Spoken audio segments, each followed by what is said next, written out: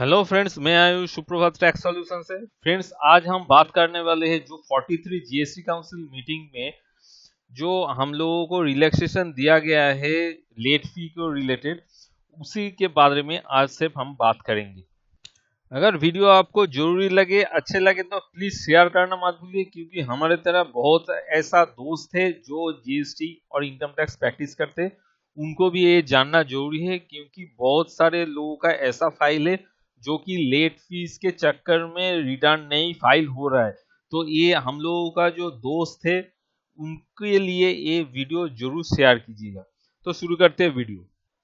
दोस्तों, हम सभी को पता है जो लेट फी का जो कैप था वो मैक्सिमम लिमिट था 5000 सीजीएसटी और 5000 एसजीएसटी। लेकिन प्रॉब्लम क्या है? प्रॉब्लम ये हुआ था जिसका 10 करोड़ का टर्नओवर उसका भी यही सिस्टम है, जिसका उससे बहुत कम है उसका भी यही सिस्टम है।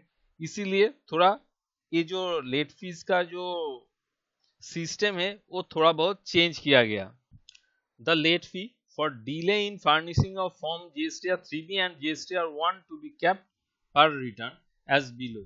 मतलब GSTR 3B और GSTR 1 पर रिटर्न का जो कैसे लेट फीस होगा उसको ही रैशनलाइज किया गया है इधर। ये बात याद ध्यान रखिए, पर रिटर्न बोला जा रहा है। पर रिटर्न मतलब 3B एक तो रिटर्न आ गया और GSTR एक तो रिटर्न आ गया। उसके बाद कैसे लगेगा?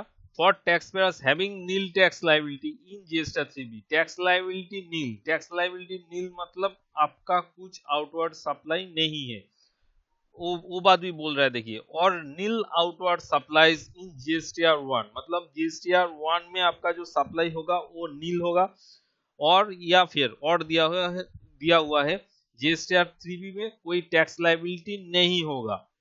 तो इस सिचुएशन में क्या होगा? आपका जो लेट फीस है वो 500 रुपया होगा। कैसे होगा? 250 रुपया सीजीएसटी, 250 रुपया एसजीएसटी। उसके बाद क्या आता है? For other tax payers. Other tax payers मतलब क्या है?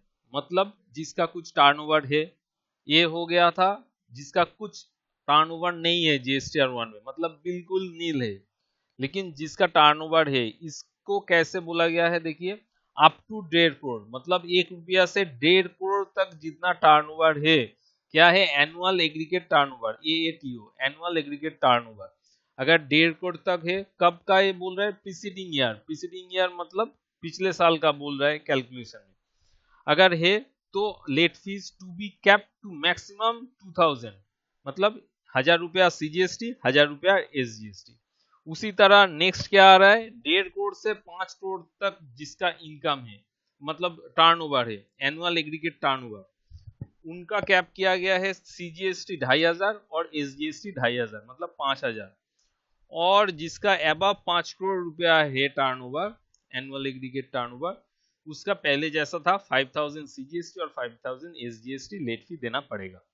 उसके बाद आते हैं बी पॉइंट पे, the late fees for delayed in furnishing of form GSTR 4 by composition tax payer to be cap ₹500, मतलब 250 रुपया सीजीएसटी और 250 रुपया एसजीएसटी पर रिटर्न। याद रखिएगा, पर return. If tax liability is nil in the return and, मतलब अगर आपका कंपोजिशन स्कीम में जो जीएसटीआर 4 बढ़ते उसका अगर टैक्स लायबिलिटी नील रहा हो तो उसको 250 रुपया और 250 रुपया सीजीएसटी एसजीएसटी देना होगा, मतलब 500 रुपया पर रिटर्न देना होगा। उसके बाद लिखा गया है if tax liability is nil in the return, मतलब अगर नील होगा तो और एंड ₹2000 पर रिटर्न फॉर अदर्स। अदर्स मतलब जिसका टर्नओवर है, एक बात में ही काम हो गया। अगर उसका 1 रुपया भी टर्नओवर है जीएसटीआर 4 में सप्लाई है, तो उनको क्या देना होगा? पर रिटर्न 2000 रुपये, 1000 रुपया सीजीएसटी, 1000 रुपया एसजीएसटी देना होगा। और पॉइंट सी पे बोला गया है late fees payable for delayed furnishing from GSTR 7। GSTR 7 के लिए भी रिड्यूस किया गया है। इसमें भी दिखाई दे रहा है पर रिटर्न आपको 2000 रुपीज लेट फी देना होगा, 1000 rupees CGST, 1000 rupees SGST. All the above proposals to be made applicable for retrospective tax period। मतलब जिस दिन ये नोटिफिकेशन आएगा उस नोटिफिकेशन आने के बाद ये जितना भी लेट फीस का चेंजेस है ये एप्लीकेबल होगा। और आपने जितना भी लेट फी ऑलरेडी दे चुके हैं उसका तो आप रिफंड का उम्मीद बिल्कुल भी मत रखिएगा। दोस्तों ये अभी जितना मैंने पढ़ा है ये सेक्शन 47 का था, ये एम्यूनिटी स्कीम नहीं था। ये 47 में जो कहा गया है ये भी मैं बताया था। और एम्यूनिटी स्कीम में एक बार क्या है फटाफट देख लेते हैं।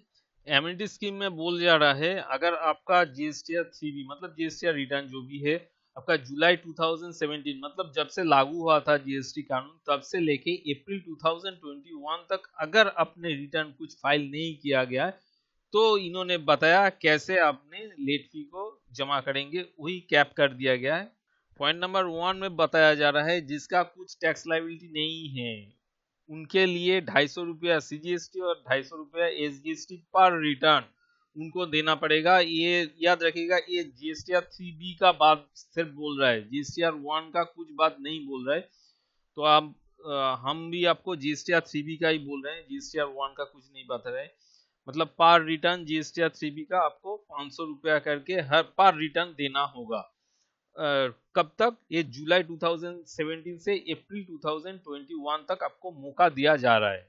और क्या बोल रहा है पॉइंट नंबर 2 में, late fee cap to be maximum 1000 rupees per return for other tax payer. Other tax payer मतलब जिसका टर्नओवर फाइल में है उसके लिए कैप किया गया है 1000 रुपया, मतलब 500 रुपया सीजीएसटी 500 रुपया एसजीएसटी पर रिटर्न। और ये जो फैसिलिटी ये कब से कब तक आप ले सकते हैं? देखिए बिटवीन 1/6/2021 से 31 अगस्त 2021 मतलब जून 1 जून से लेके अगस्त 31 अगस्त तक आपको ये मौका दिया जा रहा है। जिसका कुछ भी रिटर्न जमा नहीं हुआ है शुरू से लेके आज तक वो अभी रिटर्न जमा कर सकते हैं ये फैसिलिटी लेके। याद रखिए ये आप लोगों के लिए बहुत ही महत्वपूर्ण होने वाला है। ऐसा अगर आपके पास बहुत सारा क्लाइंट है, एक भी क्लाइंट है, तो ये फैसिलिटी आप उनको बोल सकते हैं। पढ़ते पढ़ते वीडियो काफी लंबा हो गया, और भी बहुत सारा कुछ है ये सब के लिए नेक्स्ट वीडियो के लिए वेट कीजिए। और चैनल को अगर लगे कि ठीक ठाक है तो चैनल को आप सब्सक्राइब भी कर सकते हैं, लेकिन वीडियो को जरूर शेयर कीजिएगा फॉर बाकी दोस्तों के लिए। Thank you for watch this video.